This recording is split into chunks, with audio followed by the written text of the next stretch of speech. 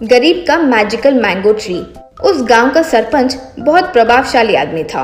वो कई सारे अस्पताल, स्कूल्स बनाकर उन्हें रन किया करता था। बच्चों के लिए तो खास एक अनाथ आश्रम बनाया था। लेकिन उस अनाथ आश्रम में रेवंत नाम का एक ऑफिसर उस आश्रम में आने वाले फंड्स को लेकर सस्ता और खराब क्वालिटी का खाना बच्चों को खिलाता था। उसी आश्रम में राजू नाम का एक लड़का रहता था। उस आश्रम में एक आम का पेड़ था। राजू हर रोज उस आम के पेड़ को पानी डालता था, इसीलिए उस पेड़ और राजू के बीच एक लगाव सा बन गया था। राजू हमेशा पानी डालकर ताली बजाता तो उस पेड़ से 2 आम नीचे गिरते थे। एक बार सरपंच आश्रम आ रहा था तो ये जानकर तुरंत रेवंत वहाँ मौजूद लोगों से, देखिए सरपंच हमारे आश्रम आ रहे हैं। कोई यहाँ की बातें उन्हें बताया तो उन्हें बाहर रोड पर भेजकर बाहर कर दूंगा। ध्यान रहे, जो भी पूछे सब अच्छा है कहिए। राजू मन में, यही मौका है, ये ऑफिसर के किए गए अन्याय उसी के मुंह से उगलवाऊंगा सोचकर राजू, सर सरपंच जी के लिए कुछ आम खरीदे हैं सर, उन्हें मेरे हाथों से देना चाहता हूँ। तुम क्या दोगे रे? वो आम को मुझे दो, मैं दूंगा, कहकर उन आम को वो ले लिया। सरपंच आकर जब आश्रम देखा, सर आपके लिए आम लाया हूँ, बड़ी मेहनत से लाया हूँ, लीजिए सर, कहकर दिया।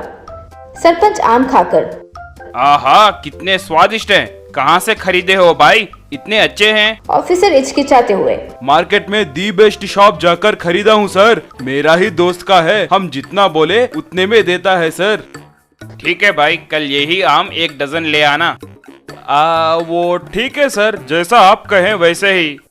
सरपंच के जाते ही रेवंत राजू के पास आकर, रे राजू, वो आम कहाँ से खरीदे? वो तो एक बड़ी कहानी है, अब आप क्या चाहते हैं? वो 1 डजन आम चाहिए, उतना ही ना, कल सुबह तक लाकर दूंगा। ऑफिसर ठीक है कहकर चले गया। राजू वो मैंगो ट्री के पास जाकर ताली बजाया, बस डजन आम नीचे गिरे।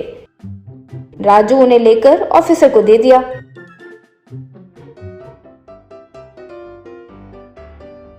ऑफिसर तुरंत सरपंच के घर पर जाकर उन्हें दे दिया।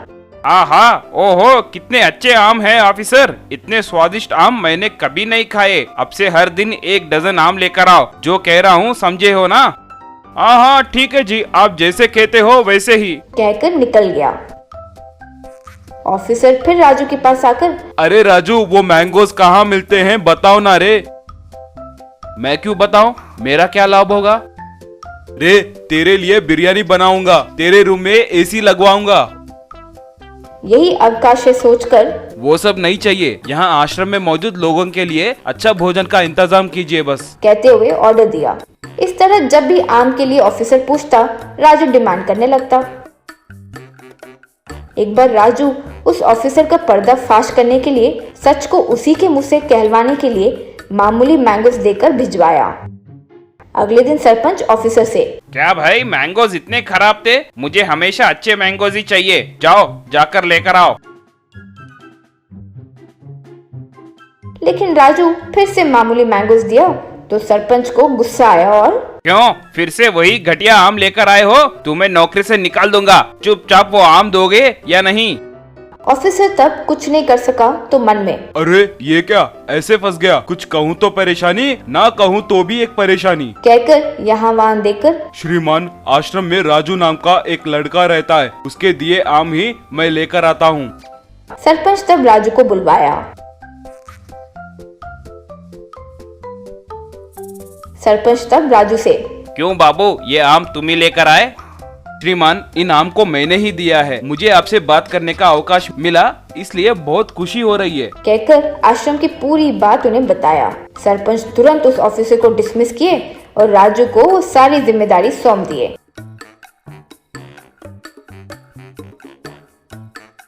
इस तरह वो आम के पेड़ की वजह से राजू को नौकरी मिल गई।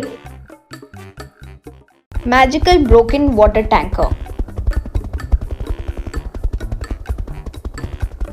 कीर्तिपुर नाम का एक गांव है। वो गांव देश के बॉर्डर के पास रहने के कारण देश के ऊपर गुस्से के कारण कुछ लोग किसानों के खेत, घर और उनके सामानों को जला देते थे। इस विषय के बारे में ऊपरी अधिकारी को जितना भी कहो वे इस पर गौर ही नहीं करते थे। अब एक अधिकारी के पास आया उस गांव का सरपंच। नमस्कार दिनेश सर, हमारे बारे में तो आप सोच ही नहीं रहे हैं। हमारे गांव वाले वो बगल वाले देश के किए गए हरकतों से बहुत परेशान हैं सर। वो क्या जी, आपके गांव के लिए एक सेपरेट वाटर टैंकर और एक इंसान को भी लगाए ना? हाँ दिए तो थे सर। वो आलसी इंसान को घर जलते वक्त बोलता है कि पानी नहीं है, जब देखो सोता ही रहता है। हम उसे बर्दाश्त नहीं कर पा रहे सर। वैसे इन लोगों को हमारे गांव पर इतना गुस्सा क्यों है सर? देखिए सरपंच जी, आपके गांव के लिए हम जो भी कर सकते हैं वो किए। अब हमसे आप ज्यादा एक्सपेक्ट मत कीजिए। और रही बात उन लोगों की समस्या, आपको फिर कोई तकलीफ हो तो बताइए। हमारे ऊपर के अधिकारी से बात करके आपको दूसरे किसी गांव में शेल्टर दिलवाएंगे। सर आप ऐसी बातें कभी मत कीजिए। हम जान दे देंगे लेकिन अपना गांव नहीं छोड़ेंगे। क्या करना है जब तुम लोग ही डिसाइड कर चुके हो तो क्यों बार बार मेरे इर्द गिर्द घूमकर मेरी जान लेते हो? जाओ जाओ। अब अपने आदमी से सरपंच, अरे गोखले, यहाँ कुछ तो गड़बड़ चल रहा है, लेकिन वो क्या है मुझे समझ में नहीं आ रहा है। तुम्हें क्या लगता है क्या चल रहा होगा? भाई मैं किसी बड़े आदमी को जानता हूँ, वो एक बड़े साइंटिस्ट हैं। उनके पास चलते हैं, वो कोई ना कोई रास्ता दिखाएंगे। कहकर दोनों मिलकर योगी नाम के साइंटिस्ट के पास जाकर अपनी समस्या के बारे में बताए। वो सुनकर योगी, देखिए ये सब क्यों चल रहा है हमें पता लगाना होगा। उसके पहले हम किसी से कुछ कह नहीं सकते, लेकिन अभी के लिए आपकी समस्या के लिए मेरे पास एक उपाय है। वो है मैजिकल ब्रोकन वाटर टैंकर। इसकी स्पेशलिटी ये है कि पानी बिल्कुल वेस्ट नहीं होगा। कोई वस्तु अगर जल रहा हो उसे इसमें डालते तो बस उसका एक बटन दबाने से वो वाटर टैंकर 2 हिस्सों में बट जाएगा। इसे आप ले जाइए। अब सरपंच गोखले दोनों मिलकर उसे अपने गांव ले आए। अब गांव ले आने के बाद मैजिकल वाटर टैंकर का डेमो सारे गांव वालों को दिखाया। वो देखकर सारे लोग बहुत खुश हुए।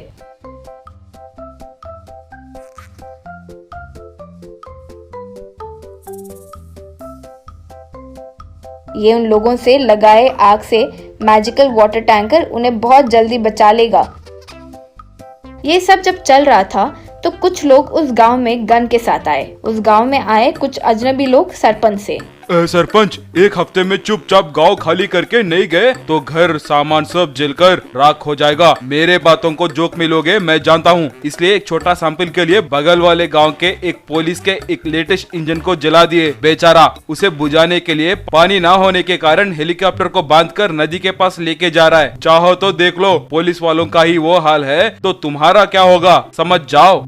अरे नालायकों, तुम लोग कौन हो? मुझे पता चल गया है रे, तुम लोग एक बड़े नेता के लोग हो। इस गांव में इरिडियम नाम का एक बहुत मूल्यवान चीज मिलती है। उसे हड़पने के लिए आप लोग ये जलाने का ड्रामा कर रहे हैं, हमें पता है। और दूसरी बात, वो हेलीकॉप्टर कहीं और नहीं जा रहा है, हमारे ही गाँव आ रहा है, हमारे मैजिकल वाटर टैंकर के पास।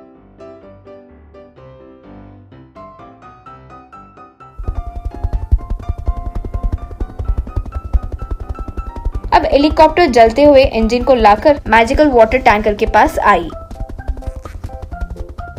आते ही वाटर टैंकर 2 हिस्सों में ओपन हुआ। अब उस इंजन को उसमें डाल दिए। एक ही साथ उसकी सारी आग बुझ गई। वो देखकर दंग रह गए वो आदमी। ओहो, ये तुम्हारे हिम्मत का कारण है? अरे तो फिर पहले इसे ही जला देते हैं, चलो रे। अब उस मैजिकल वाटर टैंकर को जलाने के लिए वो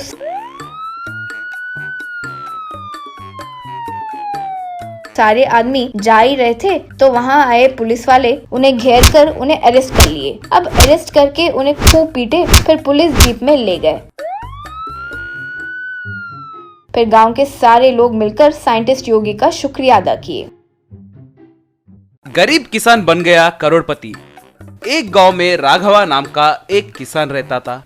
एक बार उसकी पत्नी, ओ जी, घर में सारे सब्जियां खत्म हो गई है, कम से कम दूध भी नहीं है, बेटे को क्या खिलाऊं समझ में नहीं आ रहा है। अब क्या बोलूं, हमारे पास 5 एकड़ की जमीन रहने पर भी कुछ नहीं कर पा रहे हैं। खेती बाड़ी करने के लिए पानी भी नहीं है और दोनों बैल भी कमजोर हो गए हैं। अब उस सूखे खेत में फसल कैसे उगा सकते हैं समझ में नहीं आ रहा है। नहीं तो मोटर पंप को भाड़े में ले सकते हैं ना। भाड़े में लिए उतने पैसे हमारे पास नहीं है। बेटे को आज उपवास है कहकर समझाने की कोशिश करो। कहकर वहाँ से चला गया। वहीं सो रहा राजू उनके बातें सुनकर बहुत दुखी हुआ। इतनी पढ़ाई करने के बावजूद भी मेरा परिवार यूं भूखा है, सोचकर ही बहुत दुख हो रहा है। सोचकर उठा और खेत के पास चला। वहाँ उनका खेत पूरा सूख गया था। इतने में उसका पिता बैल के साथ वहाँ आकर, क्यों रे, यहाँ क्यों आए, क्या कर रहे हो? पिताजी, इतना जमीन रखकर हम क्यों फसल नहीं उगा पा रहे हैं? मुझे सब कुछ समझ में आ गया। भाड़े में मोटर पंप और ट्रैक्टर लेने के लिए भी हमारे पास पैसे नहीं है ना। ठीक है, हमें उनकी जरूरत नहीं है। कल से 3 दिन तक इन बैल की मदद से खेत की जुताई करिए, कहकर चला गया। राघव अपने बेटे के कहे जैसा ही हर दिन सुबह आकर बैल के साथ खेती की जुताई करने लगा। जब भी वो थकता था तब वो हल के पास आकर आराम करता था। और दूसरी तरफ राजू गली गली फिर के बेकार के बॉटल्स, प्लास्टिक बॉटल्स चुन रहा था।